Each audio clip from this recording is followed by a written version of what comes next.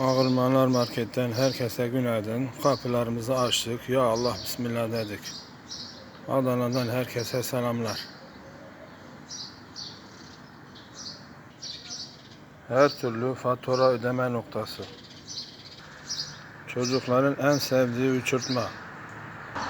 Çocukların en sevdiği plastik toplar. Gazete okumak isteyen yeni gelmiş, biraz sonra açacağız. Bu da dükkanın iç tarafı. Herkese hizmet veriyoruz. Sabah 6-7 arası, akşam 10'a kadar hizmetinizdeyiz.